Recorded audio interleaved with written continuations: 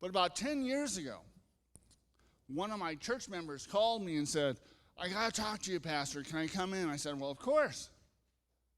Now, she was a college-educated Sunday school teacher, but her 13-year-old asked her a question she couldn't answer. I said, what's the question? She says, well, he said, I know God made us, and that's really cool. I know heaven's going to be really great, and that's really cool. Does God do anything for us in life? And the mom had no answer. So I told her a few things, like, well, the Bible's for guidance, and, God is helping us and worship and other things. But I thought about that I need to have a better answer myself. I should share that with people. So since then, I've been thinking about it and considering it. And I've led this workshop a few times, and this time it's longer and better, hopefully. But God is in our lives. He's in our lives in some amazing ways. And we can share that. And I have found, when I share it with confirmation students, those are 13 and 14-year-olds, with high school students, their faith is strengthened, sometimes begun. When I share it with adults, it's various responses. Some people say, well, that's obvious. I've known that for years. I'm going, great, good job. Others say, I had no idea God was so involved. This is great. Now I know what to look for. Awesome. And some people say, this is brand new. God actually cares about me personally, and the answer is yes. And then every now and then I get someone that says, I don't want to hear it, quit talking about it. Why? Because they go, I don't see God in my life. Well, guess what? We're not taught to see God in our lives. Sometimes it takes a while to figure out, how do I see God in my life? I've been blessed. First time I really thought about God in my life personally was at seminary.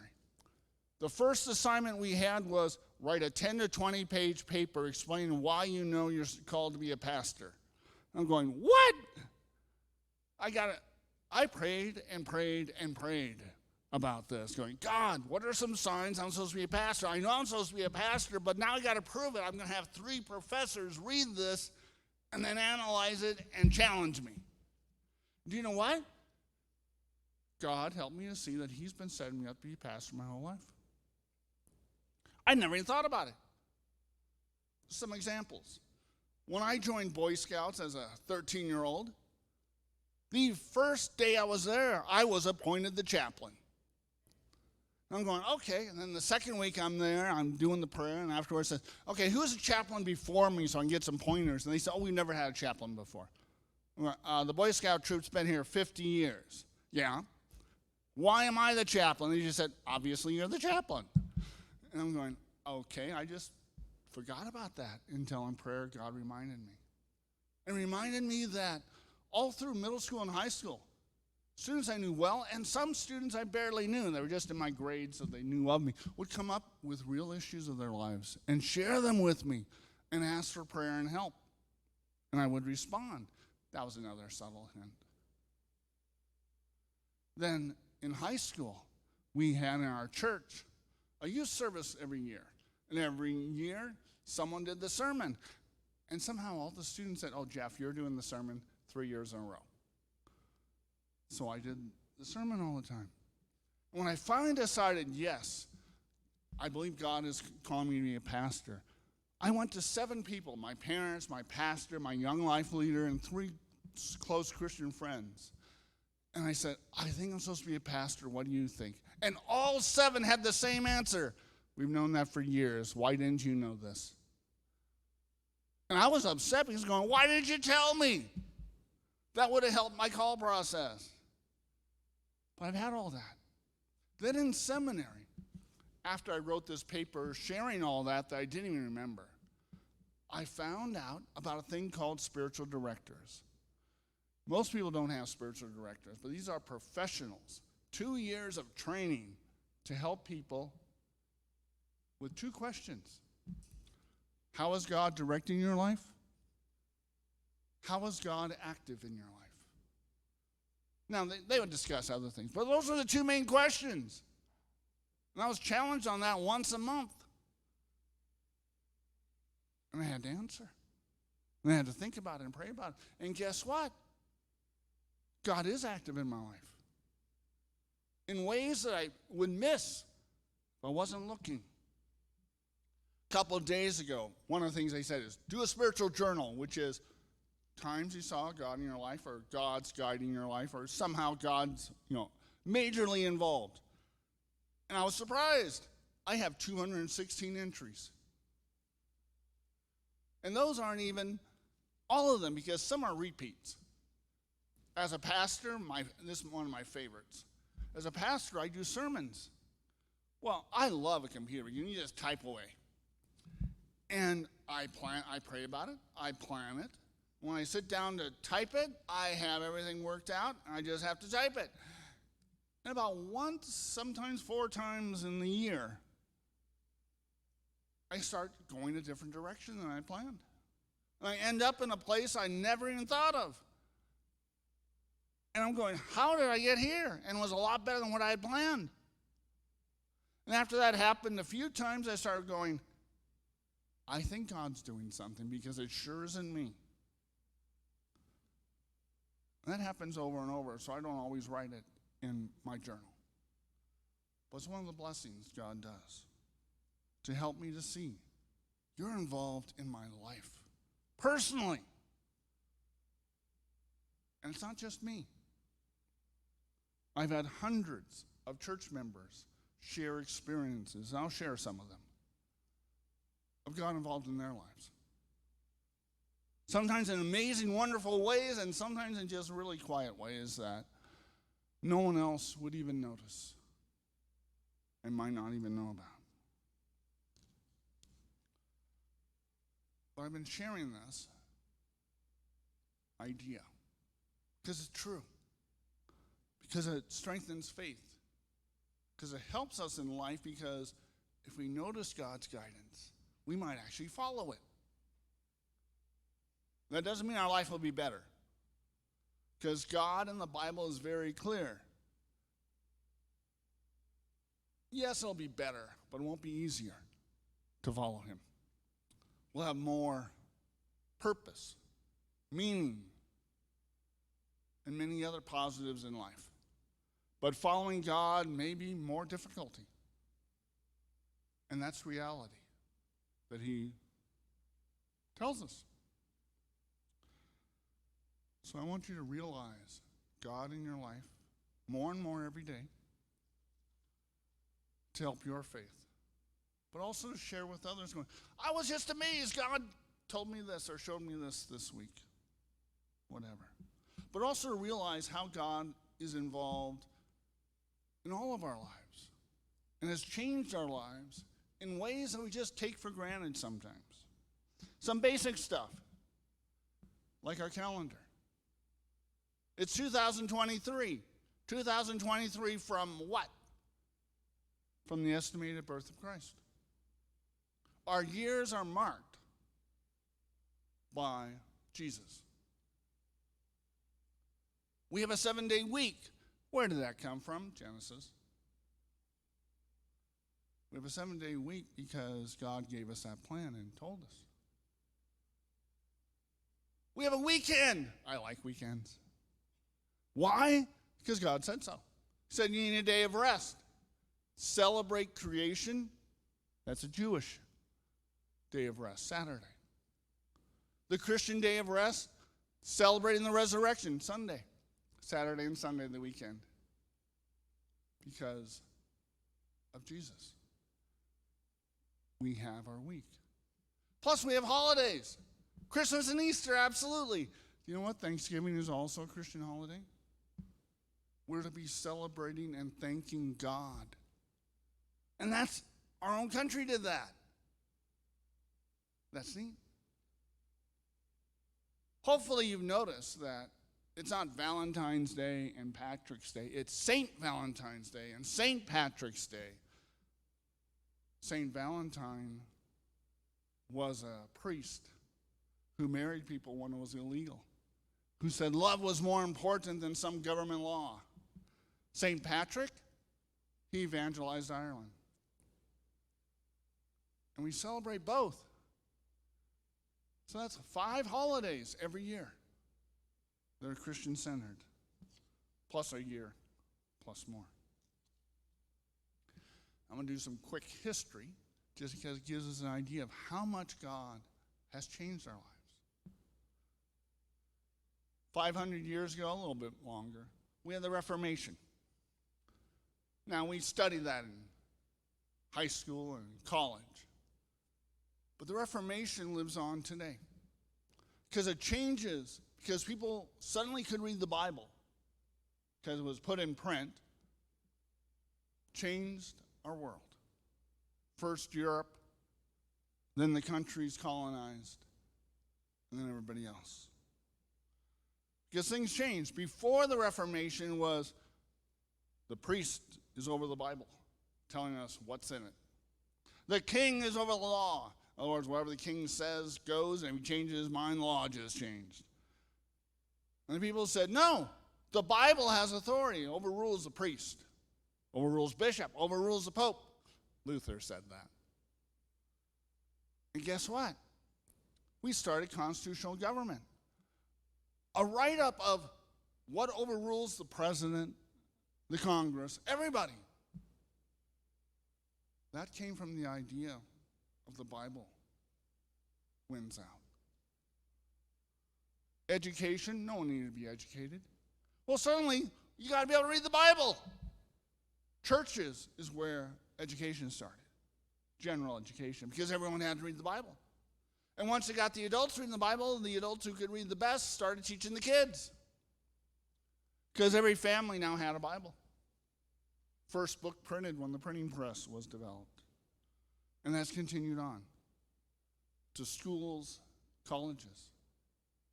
The United States colonies, they set up 18 colleges initially.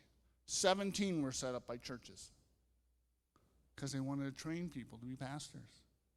Do you know what? Most of them still have schools of divinity. But I never thought of Harvard and Yale as Christian colleges. They're Christian colleges. They may have drifted away a bit, but they were set up by churches, and they still have seminaries training pastors. Equality. It's in the Bible.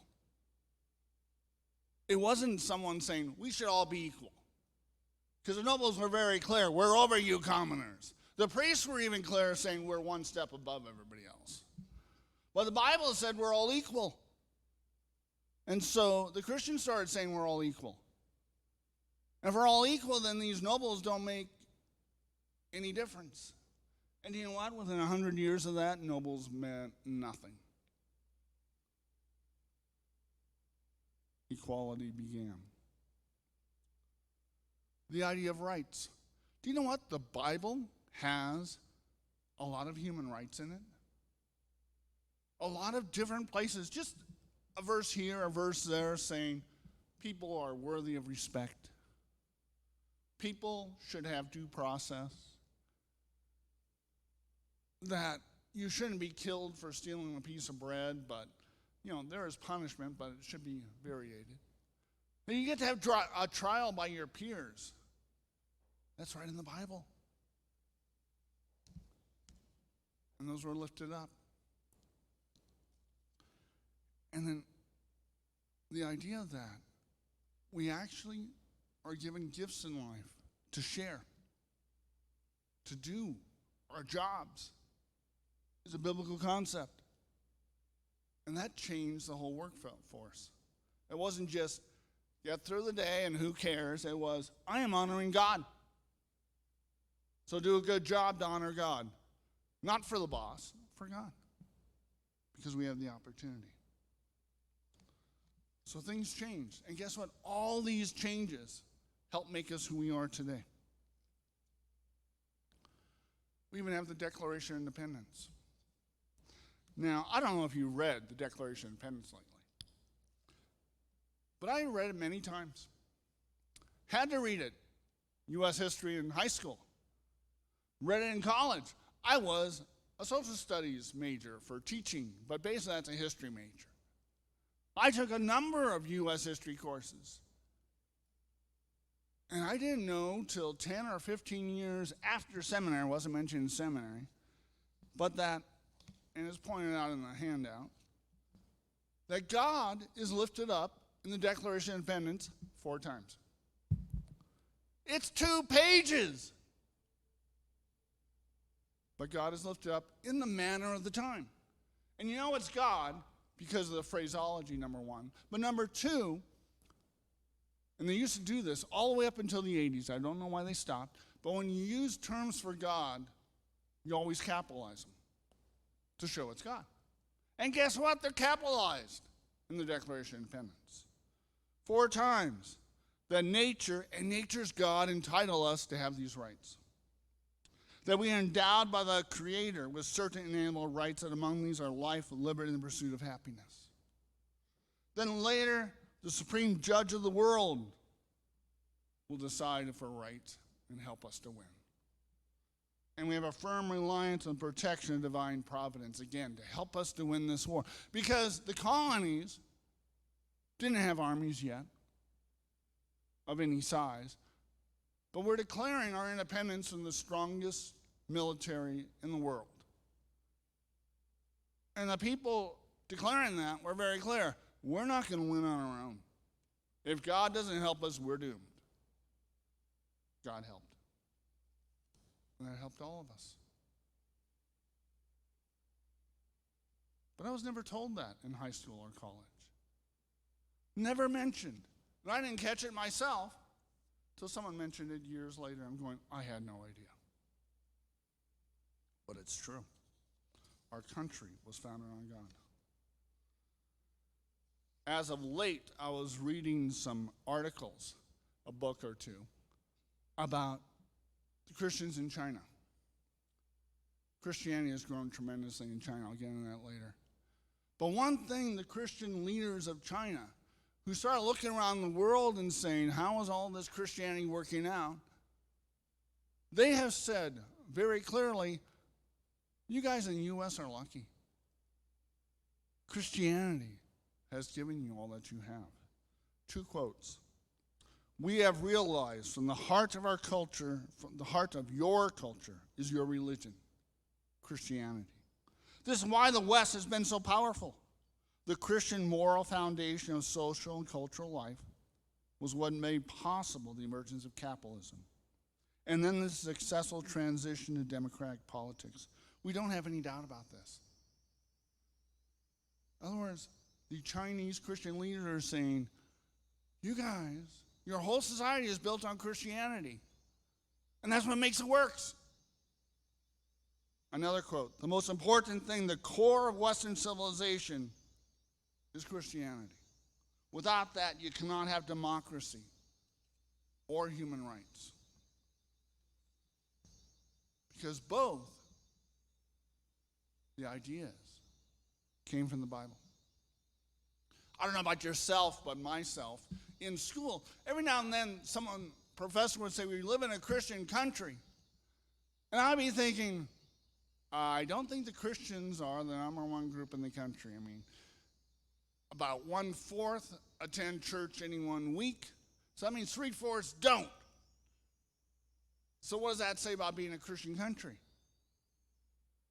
And then it was explained to me, it's not because everyone's Christian. It's because the foundation of our society and of our government comes from the Bible. Our laws are biblical. A constitution comes from the idea of a Bible overrules us. And the values of our society, not the laws, but the values, because it can't be put in a law, are primarily Christian. And we're going, oh, Christianity doesn't really control all that. We just are this way. Compare ourselves to other countries who have a whole different religion. India, Hinduism. They have a whole bunch of different ways of doing things and different ways of being that do not fit with the U.S. or the Islamic countries. Women do not have as many rights as men. Most of those countries are in some form of dictatorship, either a king or an actual dictator. Because it's really hard to get democracy going if your values don't support it. And guess what? They don't in the Quran. So yes, our Christian faith, our teachings have formed our country. It's unique among the world's religions and makes us who we are. Now, it's also changed us through history. Horrible blight on our history is slavery. And it was racial slavery. It wasn't Roman slavery, which was completely different. And that was a new thing, really. But what stopped it, finally? Christians predominantly, saying, this is wrong, this is sin. We have to stop it. And literally over 100 years of protests and working against it. But it stopped because Christians said this is sin. And it was and would be, always is. Or the Christian called social gospel. That's from anti-slavery times through our civil rights of the 1960s. Of Christians saying, God says we should be better. We should take care of children so they shouldn't have to work in the factories. That's a Christian concept. We should have stuff for our kids outside of school, especially when cities began. YMCA, YWCA, Young Men's Christian Association. These are Christian concepts, Christian beliefs that made our world, our country, a whole lot better. Other things that have just shocked the world. Do you know what? One of the biggest emphasis of Christianity is forgiveness. God forgives us so we can go to heaven.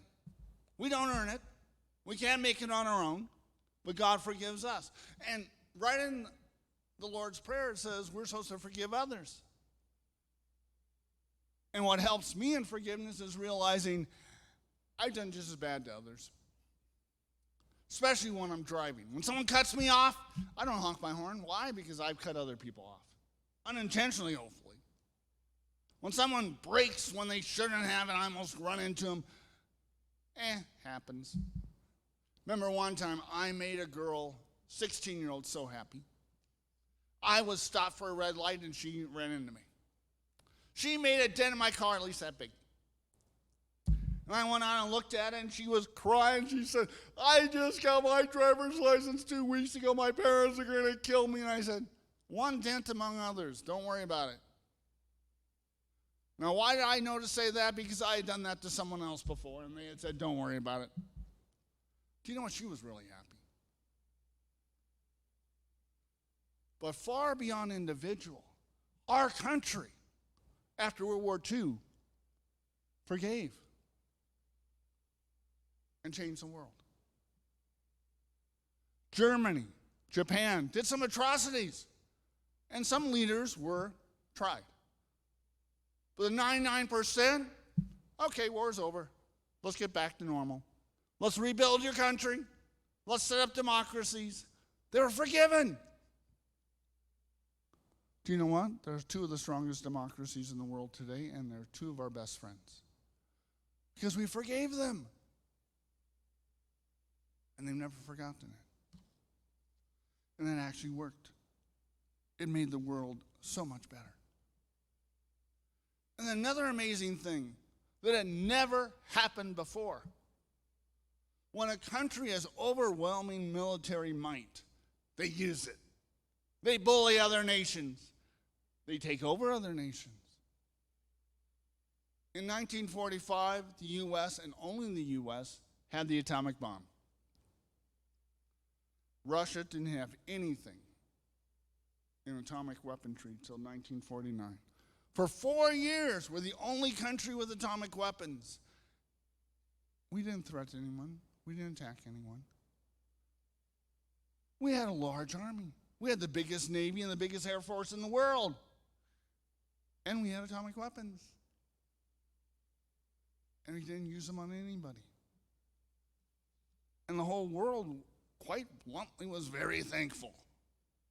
We were popular. Why? Because we were kind. And we helped people rebuild. We didn't try to take over the world. And that shocked people. The most extreme example was the Korean War. We were fighting in Korea against communists. We were winning. MacArthur was almost all the way to China. And China said, don't you come close. And he kept coming. I believe he kept coming because he said, hey, we have nuclear weapons. If China attacks, we can wipe them out. Truman met with MacArthur and said, knock it off. And I think he probably said, and I am not going to let you use nuclear weapons. And they didn't, but we could have. We could have wiped out entire Chinese armies with one shot. We didn't. Because we felt we shouldn't use these. Yes, they stopped World War II. But we also found out a few things like radiation poisoning. And we said, we're not going to use these unless we have to. And we don't have to. And the world was happy we didn't. Made the war longer, cost lives. But we didn't. And something I just learned this week about God changing our lives. I don't know about yourself, but I missed it. The hippie generation of the 60s and 70s. I mean, I was alive in 1961, but I was too young to get involved. My two older brothers were, and yes, they tried marijuana and probably some other things, I don't know. I always wondered, because these people kept saying, we're searching for truth. I'm going, well, Christianity's truth, why don't you come here? And I just saw a movie literally this week that during the late 60s and early 70s, there was a huge movement of God, often called a revival, among Christian youth, 17 to 30. Now, 300,000 17 to 30-year-olds either became Christian or renewed their Christian faith through God working in just a few places. God did it and changed our world. And I didn't even know about it. I studied, supposedly, American Christianity and the history. It wasn't mentioned in any of my books. Just came out in a movie called The Jesus Revolution, if you haven't seen it. God's still working in amazing, positive ways. And sometimes we just don't see him when he's right in front of us. Ever heard of human rights? This is a book. In 1948, the United Nations wrote up human rights that everyone should have. A wonderful document, approved by everybody. Even dictators said yes to it who weren't following it. Why would dictators say yes to it? Because every human right in the UN Declaration is first in the Bible. This is a booklet put out by the American Bible Society describing every human right in the UN Declaration of Human Rights and pointing out where it's found in the Bible. And even if you're a dictator, you're going to vote yes for it because you do not vote against the Bible. That's not popular. But the Bible changed things because it said we have human rights. And we live with those today because the Bible says so, because God says so. And what irritates me, and by the way, when I say this out loud in school, I'm told, that's not true. I'm going, it's obvious, guys. I learned in high school and college about 1960s black civil rights. Isn't that wonderful? Yes, it is. But it wasn't the black civil rights movement. It was the Christian black civil rights movement. Christianity doesn't get the credit. But who were the leaders of this movement? Almost totally pastors. Obviously, Martin Luther King Jr. was a pastor. But the top 20 leaders were all pastors. Where did they meet to gather and prepare? Churches. And how did they meet? Worship services. And who was the example of nonviolence? Yeah, Gandhi was mentioned. But who was the key example? Jesus. Pointing out, Jesus was nonviolent. He went all the way to the cross. He could have wiped them all out. He didn't. He was nonviolent, and that worked. And we're to do the same. That's Christian, folks. And it's never mentioned. And when I mention it, people go, in schools. We need to know this. Now, some people might say, well, that's history. All this stuff is history. Guess what? Things have been happening in the last 50 years that has changed the world, and God did it. And what amazes me is most of us don't know God did it. When I was growing up, everyone knew South Africa was going to have a horrible revolution. Blacks were the vast majority, but they didn't even have voting rights. The whites controlled everything, and they had all the guns, the army, the police. The laws were against the blacks. We knew it was going to be a mess. But they got a new president, a fierce supporter of apartheid, de Klerk. In his first week in office, God told him, okay, let's do equality, black and white.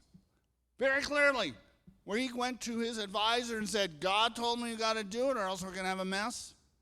So we're going to do it. And they said, how are we going to do it? And he says, I don't know. It's going to be a mess. He says, oh, I know what we can do, one of his advisors. We can meet with black leaders who are in prison, because then we can do it confidential and figure out ways to work this out. When they finally made it public, they already had it worked out to a large degree. And Christian groups all over the country said, let's do it. And the Christian groups all around the country supported it openly. It was a Christian movement of prayer, of leaders saying this is the right thing to do, of God intervening and telling the president, do it. They had an election. Blacks were allowed to vote. And guess what? A black person became president. And they've been fine ever since. How did that happen? Christianity. And the leaders say, we didn't do it, God did it. China, in 1950, when the communists took over, it's estimated there were 10 million Christians in China. And Christianity was outlawed. The missionaries were told, go home. The pastors were put in jail. Churches were closed. But then in the 80s, China said, okay, we'll allow Christianity for a simple reason. You can't trade in the best ways with many countries unless you honor all religions, especially the U.S. So they said, okay, you can be Christian if you like. And guess what? They had 100 million Christians. 100 million? Where'd they come from? And the new Christian leaders said, God did it. Healing miracles, visions, and other things got people interested. And they shared, and they shared. And Christianity's been expanding in China ever since. Still persecuted to some extent. Pastors, leaders being jailed. And now, estimates are there's 110 million Christians or up to 300 million Christians. Wow. They did all that without one missionary. They did all that through the Holy Spirit, changing the country. And we're just amazed. South Africa, China, Eastern Europe. Eastern Europe, since 45, has been under communist dictatorships. About 12 countries. I grew up with that. Just thought it was normal. Not good, but that's the way it is. And then, all of a sudden, they all became democracies. Not a shot was fired. And TV had celebrations, but no explanation of how it happened. Just everyone was happy it happened. Well, I happen to have 2 CIA people in my church at the time outside D.C. So I asked them, what happened? And they said, we don't have a clue. The whole CIA is going nuts trying to figure out how this happened. Came out about 6 months later in Christian magazines. I don't think it ever hit the news. 7 years of prayer in various countries all through Eastern Europe. 7 years of people praying in a church and then going out, going to some government building or facility and praying for a better society. We find out later that the police were sent out to arrest them, put them in jail, stop these protests. And the police came back and said, we're not going to arrest them. Why not? They're praying for a better country. We're not going to arrest them for prayer. And they're led by pastors and priests. We're not going to do that. So later, the officials sent the army to arrest them. And the army came back with the same thing. We're not going to arrest a bunch of people for praying for us. The dictators didn't know what to do except, okay, I guess we'll let them go. For 6 years, it was, 1,000 here, maybe 5,000. The last year, in Leipzig, East Germany, 500,000. I don't know if you saw it on TV, but Berlin, their last march was 1 million, and they went all the way up to the Berlin Wall and literally climbed over it. And no one shot because they said, there's 1 million of them. I don't know if you knew this or paid attention, but all these communist leaders just sort of left. It was well known that if you leave, we'll just forgive you. Don't need to fight. Don't need to have any shooting. Just leave. And they did. Again, Christian forgiveness. 7 years of prayer. When they had all these celebrations, and this really ticks me off, they had banners all over the place. I saw the banners on TV. I just thought it was so amazing. Had no ideas what the banners said. It was in different languages. I found out 6 months later that most of the banners said, "Thank you, church." Everyone knew this was started in the churches. Everyone knew these were prayer marches. Now, lots of other things were happening, absolutely. But the big thing was Christians, inspired by God, were praying and saying, we need it better. And God changed things. That's in our lifetimes. All these countries are democracies today. By the way, I researched this in the last month just to verify. I got one book that I just happen to have, Finding God in Unexpected Places by Yancey. He mentions these things. Doesn't go in depth, page or two on each. Well, that's good. Then I got entire books. Now, China's covered well. Christianity changing China. South Africa, Christianity changing South Africa. I read 2 books in the library on Eastern Europe and how they became democracies, and not one Christian thing is mentioned. 1 million people marching in Berlin isn't mentioned. The book's 100 pages long. They just forgot to mention those things, as if they didn't happen. And that's an issue in our society, even today. People don't want to give God the credit. But when we do and say it out loud, people listen. When we do say it out loud and say, didn't you know God did this? And share how we know this, some evidence like I just did, people are amazed. And it encourages their faith. And that's what this workshop is all about. God is involved in our world, in our lives, in huge ways. Now, as I was preparing this workshop, 3rd or 4th time, this is my 6th or 7th time, I was getting irritated. I am finding these awesome examples of God changing the world. And I'm going, what about us, United States? We need help. Why aren't you helping us, God? And suddenly, I realized he has been. When I was in seminary, it started. And I read books about it.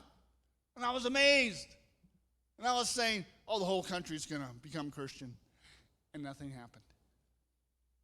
What started happening in the 80s and still happens today? We have advanced medical science, much better than most of the world. And a lot of our doctors keep trying after someone dies. And you know, the amazing thing is, sometimes they can pull them back. They've been dead for a minute, sometimes 3 minutes, and you can pull them back. And not all, but many will say, that was amazing, I was in heaven. I met Jesus. Eyewitnesses of heaven and Jesus. Isn't that sort of faith building? By the way, if you look at some of the books, the ones done with, quote, real research, guy in North Carolina at one of the critical care hospitals where they had, these near deaths like once a month, got permission to interview these people, that he be called immediately when they're revived. And if he could be there within an hour, he heard very different things than if he couldn't get there till the next day. Whoever experienced heaven, they want to tell everybody. An hour later, a day later, they wanted everyone to know, I met Jesus. I want to go back. It's going to be great. But if he met them within an hour, a good 30, 40% would say, I went to hell. It's not good. Well, if you talk to them the next day, they'll just say, oh, nothing happened. People don't like telling others, I went to hell. I'm a horrible sinner. But those are accounts too, to warn us. There is a heaven and hell. I literally thought, when I was at seminary reading these things, that people will read these and hear these and see them in movies, and they're going to come to churches. They're going to say, this is real. And we have been totally ignoring it. I don't understand it. But I've seen it happen. Well, I share, well, what about all this going on? Doesn't that tell you God is? And they go, They don't care. I don't understand it. God is doing amazing things for us today. And too many people don't care. I want us to care. I want us to be bombarded with God's involved in our lives, in our world, in our society. We are who we are because of God. And as we realize this, maybe we might go to church, read the Bible, pray, say, I want to know this God. Because this is a God who changes things, who makes things better, who has formed our society. We look at most of our laws that originally started from the Bible. If we study psychology, psychiatry, counseling, most of the ideas are biblical. My favorite example, Freud, very clearly not Christian. He says every person is in 3 parts, and he has fancy names for it. And I'm going, excuse me, the Bible said that 2,000 years ago, that each of us are body, mind, and soul, interacting. That, yes, God is Trinity, but so are we. That's basic Bible counseling. Freud just put different words to it.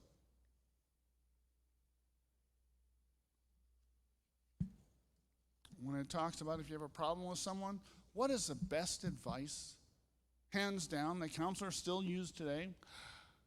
Matthew 18. Go to the person privately and try to work it out. In humility. Saying, I'm a sinner, you're a sinner, we both fouled up. Let's work this out. Do you know what? That works 90% of the time. And when it doesn't work, bring someone that will help you work it out. And you know what? That helps too.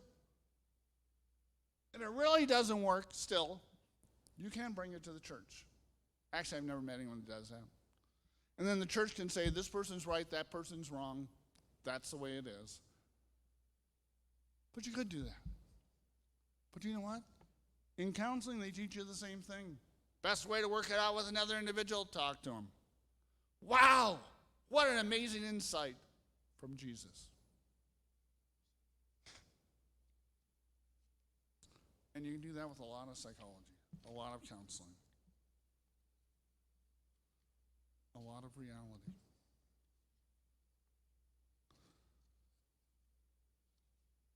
Another thing that helps us is the Word. Giving us examples, like for counseling, but also for life. Warning us, when you're a strong Christian, you'll probably be persecuted. And people will say, well, not in the U.S. We're safe here in the U.S. Well, guess what? No, we're not. Because persecution is not, they're not going to kill you. At least not usually. But God warns us. This could happen. Now, I can tell you for a fact it happens because it's happened to me. When I was about 13, I found my friend. They had raided their parents' liquor cabinet. They're all drinking. They were drunk. They offered me alcohol, and I said no because I didn't think it was right. I lost 5 friends that day. That hurt. That's persecution. I'm not going to be friends with you because you won't do unchristian things with me. That still happens. In college, I was about to start student teaching. Well, I was a Young Life leader, which is Christian evangelism and discipleship for high schoolers. At that high school, I had worked out what teacher I'd work with because I knew she was an awesome teacher. Got the principals okay, everything was set. One of my teachers was not amused. In front of the entire class of 60 students, she pointed out, you're a Young Life leader, you shouldn't be teaching there. And I'm going, well, I am. And don't worry, I know the guidelines. And she challenged me on that. On what if this happens, what if that happens? For at least 10 minutes, probably 20. In front of everyone. I just had to respond. I thought that was the end of it. Then I got my assignment. It was to a different high school. I'm going, hold on, I have it all arranged. And I checked with the guy in charge. Oh, that's the way it is. So I went to the principal who I worked with as a Young Life leader and said, can you do anything? He says, oh, no, that's the way it is. Sorry about that. And then I said, not for intimidation, but just for reality. He says, okay, I'll have to talk to Mrs. Porter. What do you mean? He says, well, Mrs. Porter's a speech coach. And I was the assistant speech coach because I was a Young Life leader. That way I get no students. And I'll have to tell her I can't do it anymore because I can't go between 2 high schools. And he goes, well, that means you won't be the chaperone. Well, that's true. Or the driver. Yeah, that's right. He says, hold it. Says, I'll take care of it. Says, should I leave? Oh, no, you can stay. Gets on the phone, talks to the dean in just a few seconds. Says, Jeff here. He was all set up to be with this teacher. I had okayed it, but you guys put him in another high school. Can you let him be work with this teacher you arranged? Oh, you can't. Darn. Then he said, I have 8 student teachers this year at the high school. Since you can't do this for us, I guess we can't do that for you, so we're going to cancel all 8. And then suddenly they could do it for me, and I was now working with the teacher I arranged. Principal did have some clout and did help. But wow, they're going to change everything just because I was a Christian in a high school. Or, last one, I was teaching world history. I wanted to do that before I went to seminary. Well, in world history, I taught comparative religion. But you know what? Comparative religion was not in the textbook. But I thought, well, if you don't, how can you understand the world if you don't understand we have 5 major world religions and a little bit about them? Now, my first principal, my first year, he loved it. I actually got letters or notes from parents thanking me for doing this. My second year, we had a new principal. He sent me a note, come to the office after school. Okay. Teacher got called to the principal's office. Showed up and he said, you're teaching comparative religion? I'm going, of course, it's world history. No one in the whole school district teaches comparative religion. Stop. I do not censor out religion. That's wrong. Do you know what? My evaluations, which were superb up to that point, suddenly were horrible. I was not going to be renewed. I was fired for teaching comparative religion and world history. By the way, that's required in Washington State, but it wasn't required in that state. So yes, persecution in the U.S. still happens. It's not always fun, but it's reality. But far more, Christianity has influenced this nation and this world in positive, wonderful ways. And that's the emphasis. Now, the next section, we're about to finish this one, we'll be looking at some more personal aspects. But first off, some general. And then we'll look at how is God involved in our lives in a more personal way. Let's close in prayer. Gracious God, thank you for being in our lives. Thank you for changing our world. Thank you for caring. Amen. Go through this door in the fellowship hall. We have some muffins. You can have a whole muffin, the Costco muffins, or you can cut it up. There's also water.